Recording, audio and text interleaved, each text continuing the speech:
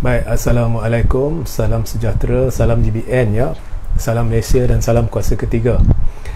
Jadi maaf ya, saya lambat sikit walaupun saya mengumumkan akan buat live 10.15 atau 10.30 ya, sebab baru habis mesyuarat. Baik, live hari ini adalah ya susulan pertanyaan yang bertimbun ya kepada saya sebab ada perkembangan lain disebabkan susulan ya mesyuarat tergempar MKT semalam, di mana bukan sekadar ada kenyataan yang sama-sama yang tergantung dibuat oleh Ahmad Maslan, kita juga difahamkan bahawa Zaharin Mak Yassin dan juga Zaharin telah dipecat dari UMNO, dan juga hari ini kita difahamkan Tajuddin Abdul Rahman telah digantung selama 6 tahun. Jadi bila kita lihat 6 tahun ni, maknanya kita tak bolehlah nak harap, atau Tajuddin tak boleh harap dia akan menjadi calon sampai PRU 16 kali pun. Okey, so ini adalah perkembangan yang menarik perhatian ramai. Jadi tajuk hari ini, live hari ini, terima kasih ya bagi mereka yang beri feedback bahawa live adalah clear. Tajuk hari ini adalah berdasarkan feedback yang saya sendiri dapat ya. UMNO dah sah bergolak teruk di peringkat cawangan, di peringkat bahagian, di peringkat negeri dan di peringkat pusat ya. Malah saya sendiri telah menyaksikan ya satu mesyuarat kecil yang tak penting, kumpulan mana ni ya, yang membincangkan tahap rasa tidak puas hati terhadap Zahid ya. Saya sebenarnya sebelum ini pernah mendedahkan atau memberi amaran lah lebih kurang kepada Zahid. UMNO dalam keadaan yang sedia ada sebelum ini dah memang menolak Zahid bahagian cawangan. Bila Zahid nak buat taklimat, ramai pemimpin bahagian cawangan tak turun ya. Ramai yang menyokong Perdana Menteri ya. Saya dah beri amaran dulu, Zahid dalam keadaan terdesak akan cuba dua perkara. Pertama, dia akan cuba memecat atau menggantung ahli-ahli yang dikira berpihak kepada Perdana Menteri. Dan langkah paling terdesak, dia akan memecat Perdana Menteri atau menarik sokongan terhadap Perdana Menteri. Ini jangkaan saya. Salah satu daripada jangkaan saya sudah menjadi realiti. Hari semalam sebenarnya Tajuddin digantung 6 tahun. Yang pelik, Ahmad Maslan sebenarnya tidak mendedahkannya dalam kenyataan rasmi MKT. Keputusan sebesar itu seharusnya ada dalam kenyataan rasmi MKT, tetapi UMNO takut meletakkannya dalam keputusan rasmi MKT kerana semestinya penggantungan Tajuddin ini dan penggantungan seorang lagi ya ahli UMNO selama 6 tahun akan memulakan perpecahan kekal dalam UMNO. Kalau dulu dah retak, kalau dulu dah teruk, kalau dulu kita dah tahu UMNO ni akan berlaku boikot besar-besaran, atau saya jangka akan berlaku boikot besar-besaran jentera pilihan raya di banyak kawasan parlimen dan DUN disebabkan kepimpinan Zahid, kluster mahkamah dan sebagainya. Lah ni sudah berlaku tahap tidak puas hati yang paling tinggi dalam sejarah ya. Kalau kita lihat dari sudut keadilan ya, Zahid yang menipu yang di-Pertuan Agong Istana Negara dengan secara senyap menyokong Anwar tanpa pengetahuan ahli-ahli UMNO lain, tanpa pengetahuan ahli-ahli parlimen lain, malah menipu istana, kononnya seluruh Barisan Nasional, ahli-ahli parlimen dia sokong Anwar, yang mengejutkan ramai ahli parlimen, sambil menipu kepada ahli-ahli UMNO, no Anwar, no DAP, masih presiden. Seharusnya benda ni dia dah dipecat. Banyak kesalahan Zahid, seharusnya dia disasat dan dipecat. Tapi yang dipecat siapa? Yang dipecat adalah Zaharin kerana mengkritik Zahid. Yang digantung siapa? Yang digantung apa orang kata, Tajuddin, kerana memihak kepada Ismail Sabri. Saya tak kata sebab dia digantung adalah disebabkan memihak Ismail Sabri. Saya hanya menyuarakan hakikat bahawa Tajuddin yang digantung dalam UMNO merupakan penyokong Ismail Sabri. Ya, alangkah peliknya, ya, tiba-tiba sebelum mesyuarat MKT dulu, ya, jurucakap utama Najib, ya, Isham Jalil tiba-tiba naik masuk MKT. Ya. Jadi kita lihat MKT ni sedang dirangka sebegitu rupa supaya rintangan penentangan terhadap PRU awal berkurang. Itu pun semalam keputusan tidak dicapai berhubung tarikh pembubaran. Ya. Saya bacakan satu artikel yang telah saya tulis semalam. Ya. Saya bacakan sebab lebih elok saya bacakan berbanding saya cerita sekali lagi, ya. Jadi anda dengar. Tajuknya, tarikh PRU 15 ni tanda-tanda jelas Perdana Menteri MKT tidak capai kata sepakat. Okey. Semalam MKT memutuskan, ya, selepas saya baca benda ni, saya akan jelaskan perpecahan dan natijah, ya, pemecatan Zaharin dan penggantungan Tajuddin, ya. MKT memutuskan bahawa pembubaran parlimen hendak diadakan dalam masa terdekat bagi membolehkan PRU 15 tahun ni. Perkara ini terkandung dalam perenggan 1 kenyataan media Datuk Seri Ahmad Maslan yang didedahkan kepada media sejurus selepas MKT habis bermesyuarat malam semalam. Okey.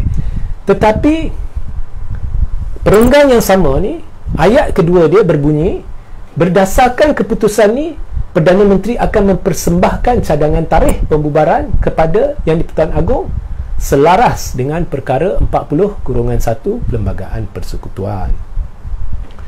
Di sini persepsi ditimbulkan bahawa Ismail Sabri mencapai persetujuan bersama MKT berhubung tarikh pembubaran parlimen dan akan mencadangkan tarikh ini kepada Yang di-Pertuan Agong. Jadi sepintas lalu bila kita baca kenyataan Mazlan perenggan pertama, itulah persepsi yang kita dapat. Namun setelah meneliti perenggan ini, saya mendapati tidak ada kepastian sama ada Ismail Sabri selaku Perdana Menteri, bukan selaku ahli UMNO, ya, selaku Perdana Menteri bersetuju pilihan raya diadakan tahun ini. Jadi kalau kita baca kenyataan Ahmad Maslan, tak pasti. Saya akan jelaskan, ya. Jadi saya baca. Saya mengesyaki bahawa UMNO telah gagal mencapai kata sepakat bersama Perdana Menteri dan syak saya timbul atas sebab-sebab berikut. Okey, pertama, ya. Sebab pertama saya mengesyaki bahawa UMNO telah gagal capai kata sepakat dengan Perdana Menteri. Okey, sebab pertama. Sekiranya UMNO berjaya mencapai kata sepakat dengan Perdana Menteri berhubung tarikh pembubaran parlimen atau perlunya diadakan PRU tahun ini, Ahmad Maslan tidak akan teragak-agak untuk mendedahkan berita baik ini kepada akang umbi. Justru perenggan yang pertama dalam kenyataan Ahmad Maslan semestinya akan berbunyi seperti berikut.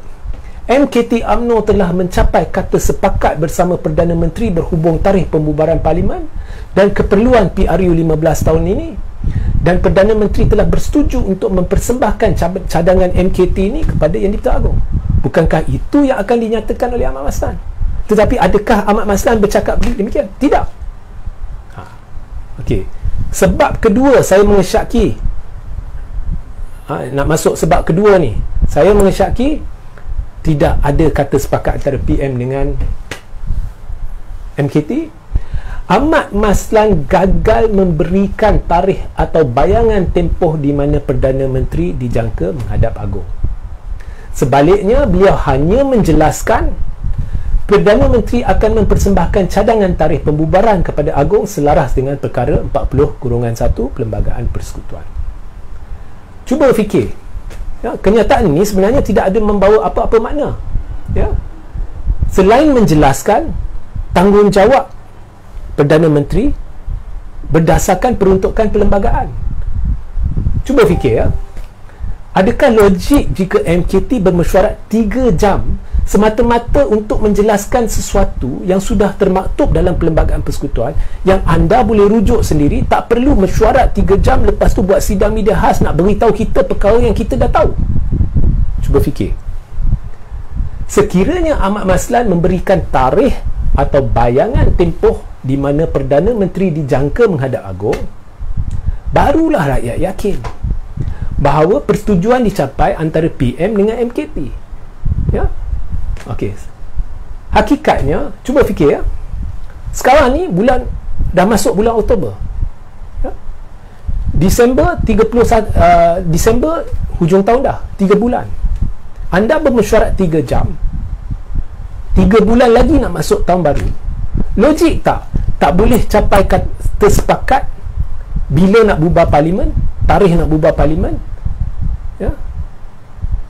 Sekiranya benar Perdana Menteri setuju nak adakan PRU tahun ni, di situ sudah ada tanda-tanda tidak ada kata sepakat. Sebab ketiga, ya, saya mendapati tidak ada kata, saya yakin tidak ada kata sepakat. Kenyataan Ahmad Maslan sebenarnya mengiktiraf, ya saudara-saudari, hak berperlembagaan Perdana Menteri untuk memutuskan sendiri dan dengan bantuan kabinet masa yang paling sesuai untuk bubar parlimen. Ya, jadi kenyataan Ahmad Maslan ni sebenarnya perangkap kepada Ahmad Maslan.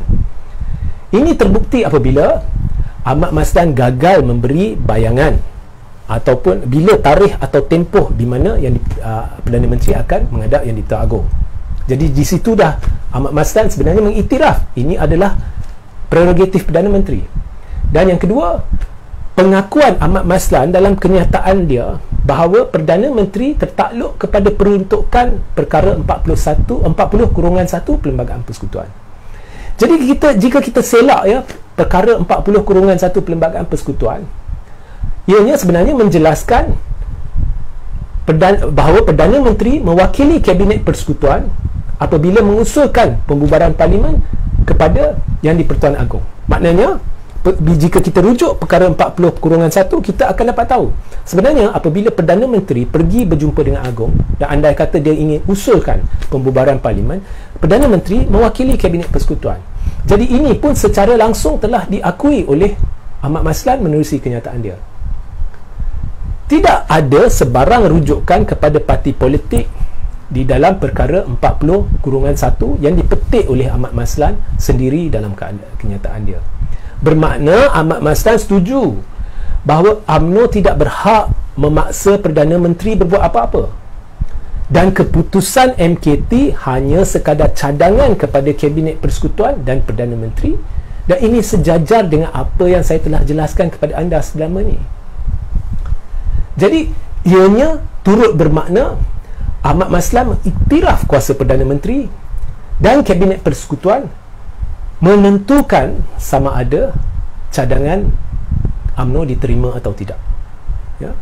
Jadi sebenarnya Ahmad Maslan telah membuat satu kenyataan yang tidak membawa apa-apa makna selain menjelaskan kuasa berperlembagaan Perdana Menteri dan selain menjelaskan apa yang UMNO dah putuskan, dan ini adalah dua perkara berbeza. Dalam perenggan pertama, ayat pertama, apa yang UMNO putuskan. Tetapi dalam perenggan kedua, Ahmad Maslan menjelaskan kuasa Perdana Menteri dan kuasa prerogatif Perdana Menteri yang tidak berkait dengan keputusan UMNO. Jadi, sebenarnya, berdasarkan kenyataan Ahmad Maslan, keputusan dia tergantung, dan sekarang, keputusan UMNO ni, sebagai ahli UMNO, Perdana Menteri semestinya akan berkata dia setuju. Tetapi sebagai Perdana Menteri, dia akan bawa kepada Kabinet dan jika kabinet tidak setuju, maka tidak perlu diusulkan kepada aku. Ya. So, jika benar, saya nak beri sebab keempat, jika benar kata sepakat sudah tercapai, Zahid tidak perlu buat kerja-kerja terdesak seperti pecat Zaharin, seperti gantung Tajuddin, seperti gantung seorang lagi ahli UMNO yang menentang Zahid. Dia tidak perlu, sebab Perdana Menteri dah setuju. Tahun ni PRU terbubar. Ya. Jadi sekarang saya berpendapat tindak tanduk Zahid ni yang tidak konsisten, ya, adalah sebagai satu bentuk ugutan. Ini pendapat saya, bacaan saya. Sebab orang yang benar-benar perlu dipecat daripada UMNO adalah orang yang telah mengkhianati kepercayaan ahli-ahli UMNO, iaitu Zahid sendiri, menerusi sokongan dia terhadap Anwar secara senyap. Ya. So itu penjelasan saya. Sekarang ni sudah berlaku perpecahan besar-besaran, UMNO sedang bergolak. Jangan sekali-kali menganggap bahawa saya hanya berretorika. UMNO sedang bergolak lah ni. Jadi jika ia pun dibuat pilihan raya dalam pada rakyat ditimpa risiko mungkin akan berlaku banjir, ya, dan jika UMNO nak tipu satu Malaysia, saya atau orang-orang lain hanya menimbulkan isu banjir sebagai propaganda, ya, silakan buat pilihan raya. Saya dah nampak dah UMNO akan hancur berkecai di bawah Zahid Hamidi. Silakan, ya. Tahap terdesakan Zahid ni dah sampai ke satu tahap, bukan hanya UMNO sedang dihancurkan oleh dia, dia tidak sedar betapa buruknya prestasi UMNO dalam PRU ni. Jadi silakan kalau terdesak sangat nak buat PRU. Tetapi saya syak kata sepakat tidak tercapai antara Zahid dan PM, dan itulah sebabnya Tajuddin dipecat, digantung, Zaharin dipecat dan sebagainya. Ya, kita lihat kenyataan MKT semalam adalah kenyataan buang masa. Okey. So itu sahaja pencerahan saya. Jadi saudara-saudari, ini selaras dengan apa yang saya beritahu selama ni. PM bila dia bercakap sebagai PM, dia dah jelaskan sejelas-jelas mungkin ianya perlu dibawa ke kabinet. Tapi bila dia bercakap sebagai ahli UMNO, dia bercakap memang sebagai, dia bersetuju dengan keputusan MKT. Apa yang akan dibuat adalah diputuskan. Jadi kita kena lihat dia bercakap dalam kapasiti apa.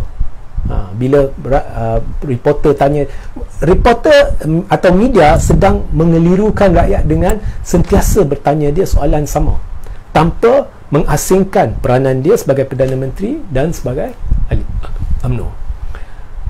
Akhirnya, adakah benda ni, penjelasan ini adalah satu pengisytiharan dari pihak saya bahawa PRU tidak akan berlaku tahun ni? Bukan. Saya bukannya orang yang boleh meramal benda ni. PRU tahun ni ke tahun depan ke, saya tidak mungkin tahu. Saya cuma ada keyakinan ianya tahun depan, tetapi saya tidak mungkin 100% tahu. Apa yang saya ceritakan adalah tahap kebodohan Zahid Hamidi, perpecahan dan kehancuran yang dia sedang bawa disebabkan keterdesakan kluster mahkamah yang sedang menggunakan platform UMNO sebagai platform propaganda untuk cuba menyelamatkan Tengku. Itu sebabnya saya membuat live ini. Jadi sehingga kita berjumpa di lain masa, ya saudara-saudari. Assalamualaikum, salam sejahtera, salam GBN, salam Malaysia dan salam kuasa ketiga.